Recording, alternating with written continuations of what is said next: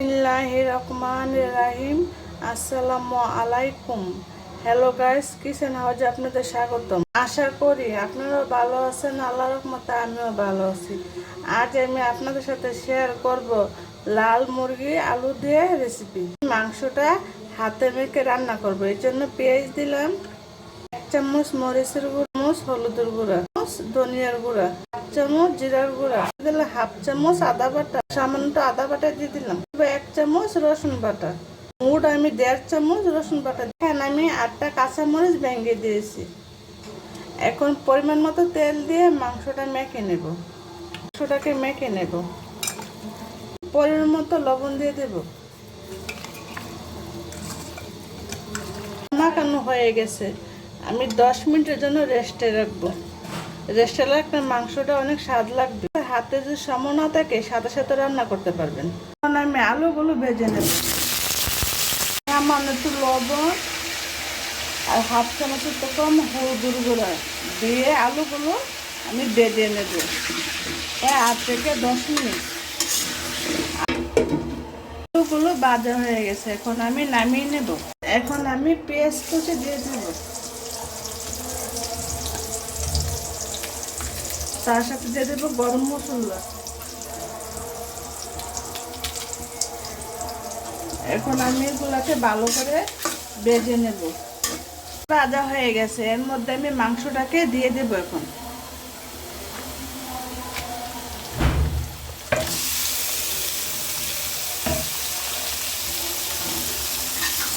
মাংসটাকে আমি কিছুক্ষণের জন্য কষিয়ে নেব।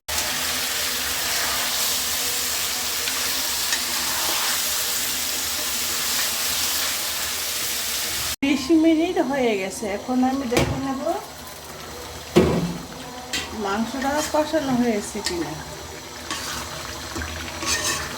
এখন আমি মাংসের মধ্যে আলুগুলো দিয়ে দেব। আলুগুলোকে কষিয়ে নেব মাংসের সাথে।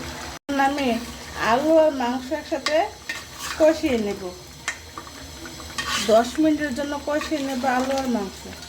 আমি ঢাকনাটা উঠিয়ে দেখে নেব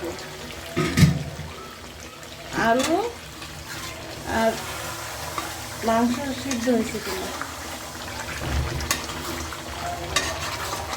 প্রথম মাংসটা যে কড়াইয়ের মধ্যে কষিয়েছিলাম, এই কড়াইতে মাংস ঝোল দিলে জায়গা হবে না, তাই অন্য একটা কড়াই কষিয়ে আমি পরিমাণ মতো ঝোল দিয়ে দেব। হয়ে গেছে, এখন আমি ডেকে দেব। 1/2 চামচ তো গরম মশলা দিয়ে দিলাম। গরম মশলা দিয়ে কিছুক্ষণ পর নামিয়ে নেব। এখন দেখে নেব লবণ ঠিক আছে কিনা।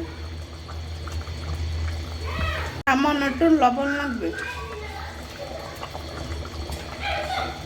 লবণ দেওয়ার পর কিছুক্ষণ পর তরকারিটা আমি চুলার থেকে নামিয়ে নেব।